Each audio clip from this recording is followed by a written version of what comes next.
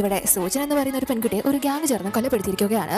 പക്ഷേ ഇവള് മരിച്ചുപോയി എന്നറിഞ്ഞ് എല്ലാവരും നിന്നിട്ട് പേടിച്ച് CCTV ഇല്ലാത്ത സ്ഥിതിക്ക് ഇതാരും പുറത്തറിയാൻ പോകുന്നില്ല, നമ്മള് ഒന്നും ചെയ്തിട്ടില്ല എന്ന് പറഞ്ഞ് അവിടെ നിന്ന് രക്ഷപ്പെട്ടു പോകുന്നു തുടങ്ങുന്നു. പക്ഷെ ഉടനെ തന്നെ ഈ മരിച്ച പെൺകുട്ടി ഇവരെ തടയുകയാണ്. അതുകൊണ്ട് ഇവര് നന്നായിട്ട് പേടിക്കുന്നു. ഇവര് വിചാരിക്കുന്നത് സൂചൻ മരിച്ചതുപോലെ കിടന്ന് ഇവരെ പേടിപ്പിക്കാൻ നോക്കിയതാണ് എന്ന് പറഞ്ഞ് ഇവളുടെ അടുത്ത് കളിക്കാനായിട്ട് ചെല്ലുന്നു. പക്ഷെ സൂചൻ ഇവരെ ഉദ്ദേശിച്ച വ്യക്തി ആയിരുന്നില്ല ഇപ്പോ. അതുകൊണ്ട് തന്നെ ഇവർക്ക് നല്ലത് കൊടുക്കാൻ പോകുമ്പോ അതിലൊരു പെൺകുട്ടിയെ മര്യാദയ്ക്ക് ഞങ്ങളെ വിടാം, ഇല്ലെങ്കിൽ നിന്റെ അച്ഛന്റെ ജോലി എന്തായാലും നഷ്ടപ്പെടും എന്ന് പറഞ്ഞ് ഭീഷണിപ്പെടുത്തുമ്പോ ഇവള് അതിന് തനിക്ക് അച്ഛനില്ലല്ലോ എന്നാണ് ആലോചിക്കുന്നത്. ഇവൾ ഒരു ഓർഫനാണ്.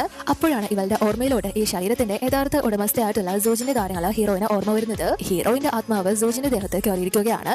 ഇവർക്ക് രണ്ടുപേർക്കും ഒരു പേര് തന്നെയാണ് ഉള്ളത്. എന്നാൽ മരിച്ചുപോയത് ഒരു സാധാരണ പെൺകുട്ടി ആയിരുന്നെങ്കിൽ ഇപ്പോൾ ഇവളുടെ ദേഹത്തുള്ള ഹീറോയിൻ ഒരു പവർഫുൾ ആയിട്ടുള്ള ഗ്യാങ്സ്റ്റർ ആണ്. പക്ഷെ യഥാർത്ഥ സൂചനെ എല്ലാവരും കൂടി ചേർന്ന് കുറച്ചു മുന്നേ ഉപദ്രവിക്കുകയുണ്ടായി. കാരണം ഇവളുടെ അച്ഛൻ ഇതിലൊരു പെൺകുട്ടിയുടെ അച്ഛനെ പോലെ തന്നെ ബിസിനസ്സും കാര്യങ്ങളൊക്കെ പണ്ട് ചെയ്യാൻ ഇറക്കി തിരിച്ച ഒരു വ്യക്തിയായിരുന്നു. എന്നാൽ അദ്ദേഹം ഭയങ്കര സത്യസന്ധനായതുകൊണ്ട് തന്നെ അദ്ദേഹത്തിന് അവസാനം ഒരു സെക്യൂരിറ്റി ഗാർഡായി മാറേണ്ടി വന്നു. അതുകൊണ്ട് തന്നെ ഈ ഒരു പെൺകുട്ടികൾ ഇവരുടെ അച്ഛനെതിരെ പണ്ട് സൂചിന്റെ അച്ഛൻ നിന്നിട്ടുണ്ട് എന്ന് പറഞ്ഞ് തല്ലാനും ബുക്ക് വലിച്ചു കയറാനും അതുപോലെ തന്നെ പൈസ അടിച്ചു മാറ്റാനൊക്കെ ശ്രമിക്കാണ്.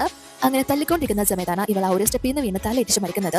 അതെല്ലാം തന്നെ ഇപ്പോൾ ഹീറോയിന് ഓർമ്മ വരികയാണ്. സോ ഇവർ ഈ ഒരു പെൺകുട്ടി ഇല്ലാതാക്കാൻ ശ്രമിച്ചതാണ് എന്ന് മനസ്സിലാക്കി അവിടെയുള്ള ബിൽഡിംഗിൽ നിന്ന് അതിലൊരു പെണ്ണിനെ താഴെയിടാനായിട്ട് നോക്കുന്നു. നിങ്ങൾ പറഞ്ഞതുപോലെ ഇവിടെ CCTV ഇല്ലാത്ത സ്ഥിതിക്ക് ഇതാരും പുറത്തറിയാൻ പോകുന്നില്ല എന്ന് പറഞ്ഞ് പേടിപ്പിച്ച് തള്ളിയിടാൻ പോകുമ്പോൾ എല്ലാവരും അത് കണ്ട് പേടിക്കാണ്. അതുകൊണ്ട് തന്നെ ഈ ഒരു പെണ്ണ് ഹീറോയിന്റെ കാല് പിടിച്ച് ഇനി ഞങ്ങൾ ചെയ്യില്ല എന്ന് പറഞ്ഞ് കീഴ് അപേക്ഷിക്കുകയാണ്. അതുകൊണ്ട് തന്നെ ഹീറോയിനും ഇനി മേല ആവർത്തിച്ചു പോകരുത് എന്ന് പറഞ്ഞ് ഭീഷണിപ്പെടുത്തിയിട്ട് അവിടെ നിന്ന് ഇറങ്ങി പോകുന്നു.